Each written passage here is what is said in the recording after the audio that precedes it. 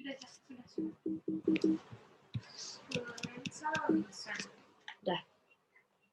Assalamualaikum warahmatullahi wabarakatuh. Saya Melia Primedi, salah satu mahasiswi psikologi Universitas Aisyah Yogyakarta angkatan 2019. Di sini saya akan mempresentasikan resume dari mata kuliah Islam dan Iptek dengan judul Dialektika Akal dan Alam Semesta, suatu refleksi kisah-kisah generasi awal umat manusia. Sebenarnya, informasi terkait pra penciptaan manusia ini tidak pernah bisa dijelaskan oleh sains. Akan tetapi, informasi ini dapat kita peroleh dari kitab suci, yaitu Al-Quran. Sebagaimana firman Allah dalam Quran Surah Al-Baqarah ayat 30 yang berbunyi, A'udzubillahi minasyaitonirrajim, Bismillahirrahmanirrahim. Wa iz qala rabbuka lil malaikati inni ja'ilun fil ardi khalifah. Qalu ataj'alu fiha may yufsidu fiha wa yasfikul dima'a wa nahnu nusabbihu bihamdika wa nuqaddisu laka. Qala inni a'lamu ma la ta'lamun. Yang artinya, dan ingatlah ketika Tuhanmu berfirman kepada para malaikat, sesungguhnya aku hendak menjadikan seorang khalifah di muka bumi. Mereka berkata, mengapa engkau hendak menjadikan khalifah di muka bumi itu orang yang akan membuat kerusakan padanya dan menumpahkan darah? Padahal kami senantiasa bertasbih dengan memuji engkau dan mensucikan engkau. Tuhan berfirman, sesungguhnya aku mengetahui apa yang tidak kamu ketahui. Jadi dalam presentasi kali ini ada beberapa poin penting yang akan saya bahas. Yang pertama ada refleksi sejarah awal manusia di muka bumi. Yang kedua, pre-human hominide. Yang ketiga, hubungan makhluk hominide dengan manusia keturunan Adam. Keempat, benang merah ilmu dan akal. Yang kelima, monotheism one God. Dan yang keenam, kritisme Ibrahim dan kelahiran kembali monotheisme. Oke, yang pertama, ada refleksi sejarah awal manusia di muka bumi. Jadi generasi awal manusia di muka bumi ini merupakan putra Adam, yaitu Qabil dan Habil. Dalam memenuhi kebutuhan pangannya, mereka melakukan domestikasi tanaman dan hewan, di mana Qabil mengembangkan domestikasi tanaman, sedangkan Habil mengembangkan domestikasi hewan. Qabil dan Habil ini pernah terlibat dalam sebuah konflik kompetensi, yang kemudian ditengahi oleh ayahnya dengan cara berkurban. Barang siapa yang diterima kurbannya oleh Allah, maka dialah yang akan memenangkan kompetisi itu. Keduanya pun berkurban sesuai dengan hasil pekerjaan yang mereka tekuni, di mana Qabil berkurban dengan hasil pertaniannya, sementara Habil berkurban dengan hasil peternakannya. Dan dalam kompetisi ini, Allah hanya menerima kurbannya Habil. Kemenangan Habil ini pun menimbulkan perasaan iri dan dengki dalam diri Qabil, sehingga ia melakukan pembunuhan terhadap diri Qabil. Peristiwa ini juga menjadi tragedi pembunuhan pertama dalam sejarah umat manusia. Selanjutnya yang kedua ada pre-human hominide. Berdasarkan penelusuran antropologis dan arkeologis di muka bumi, itu banyak menemukan adanya fosil-fosil pre-human seperti Pithecanthropus erectus, Meganthropus paleojavanicus, Homo neanderthal, Ardipithecus ramidus, Australopithecus africanus, Sinanthropus pekinensis, Homo rhodesiensis, dan Homo cro-magnon, serta lain-lain. Sebagian hominide ini menunjukkan lapisan-lapisan historis purba, yaitu fosil yang berusia lebih muda tampak lebih cerdas dengan volume otak yang lebih besar. Lapisan-lapisan historis purba ini juga mencerminkan perkembangan teknologi purba untuk beradaptasi dengan alam sekitarnya.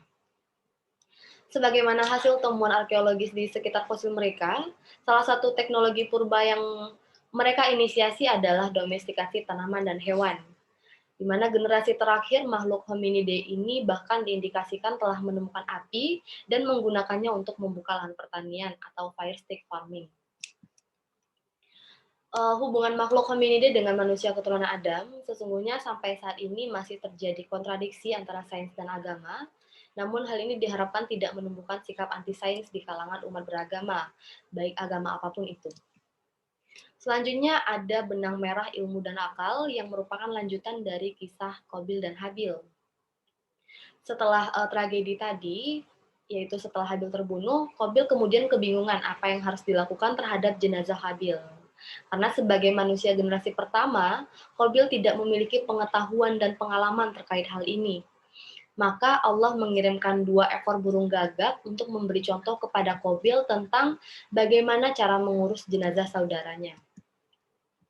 Terkait hal ini Allah berfirman dalam surah Al-Maidah ayat 31 yang artinya, kemudian Allah mengutus seekor burung gagak menggali tanah untuk diperlihatkan kepadanya atau Qabil, bagaimana dia seharusnya menguburkan mayat saudaranya.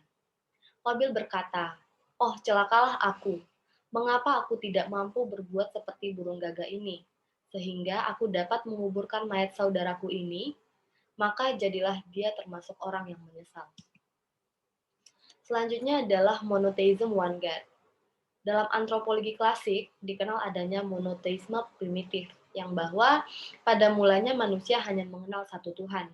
Namun, seiring dengan adanya persebaran manusia menjadi beragam bangsa dan bahasa, Tuhan yang satu kemudian diaktualisasikan dengan sebutan yang berbeda-beda pula.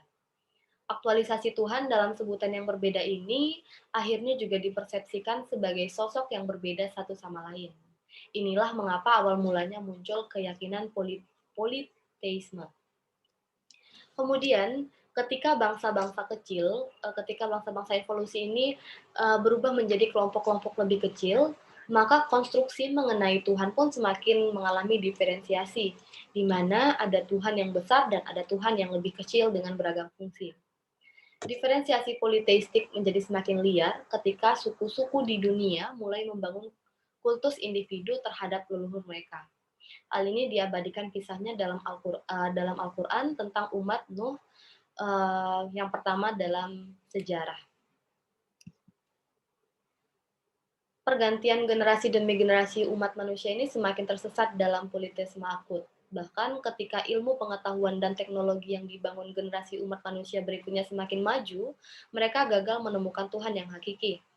Peradaban Mesopotamia ini atau Sumeria dan Babilonia yang maju dengan astronomi, matematika, dan sistem sosial yang kompleks justru semakin tenggelam dalam politeisme akut.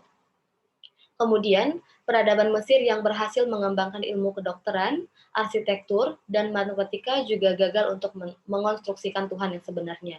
Mengapa demikian? Mengapa hal ini terjadi? Nah, salah satu penyebabnya adalah adanya penguasaan yang despotikasi seperti di Babilonia. Kekuasaan politik dikendalikan oleh Namrud yang mempertahankan kekuasaannya dengan mencitrakan diri sebagai penjelmaan Tuhan. Salah satu penyebab utama yaitu adanya penguasa yang despotik dan tiran. Di Babilonia, kekuasaan politik dikendalikan oleh Namrud yang berambisi mempertahankan kekuasaannya dengan mencitrakan diri sebagai penjelmaan Tuhan. Hal yang sama juga dilakukan oleh Fir'aun di Mesir. Ia mengangkat dirinya sebagai penjelmaan Tuhan demi mempertahankan kekuasaannya. Hal ini juga termaktub dalam Quran Surah Al-Qasas ayat 38 yang artinya, dan Fir'aun berkata, "Wahai para pembesar kaumku, aku tidak mengetahui ada Tuhan bagimu selain aku. Maka bakarlah tanah liat untukku, wahai Haman, untuk membuat batu bata, kemudian buatkanlah bangunan yang tinggi untukku, agar aku dapat naik melihat Tuhannya Musa. Dan aku yakin bahwa dia termasuk pendusta." Selanjutnya, ada kritisme Ibrahim dan kelahiran kembali monoteisme. Ibrahim mendapati kaumnya ikut terjebak dalam politeisme akut dengan membuat patung-patung yang menyembahnya. Mengenai hal ini disebutkan dalam Quran Surah Al-Anbiya ayat 21, Quran Surah Al-Anbiya ayat 52 sampai 53, dan menanggapi hal tersebut, Ibrahim kembali mengkritik dalam Surah Al-Anbiya ayat 54 dan Surah Al-An'am ayat 74. Kritisme ini kemudian mendorong Ibrahim untuk menghancurkan berhala-berhala tersebut. Selain itu, juga mendorong Ibrahim untuk mencari kebenaran sejati mengenai Tuhan melalui interaksi dengan alam semesta. Dari kisah Ibrahim ini didapatkan penjelasan bahwa ilmu pengetahuan yang didapatkan dari pengamatan terhadap alam semesta membuat kita seharusnya dapat menemukan keberadaan Allah melalui ciptaannya. Al-Quran menyebutnya sebagai ulul albab, yaitu hamba yang cerdas. Perkembangan pikiran manusia ini membuktikan dahsyatnya akal dan pikiran manusia ketika berinteraksi dengan alam semesta. Ia mirip seperti bayi yang baru dilahirkan dan akan dibentuk sesuai dengan proses yang dilalui berikutnya. Hal ini kemudian menjadi tantangan bagi umat beragama untuk mengembangkan pendidikan ilmu pengetahuan dan teknologi yang berporos pada nilai ketuhanan. Baiklah, sekian presentasi dari saya. Lebih dan kurangnya mohon maaf. Assalamualaikum warahmatullahi wabarakatuh.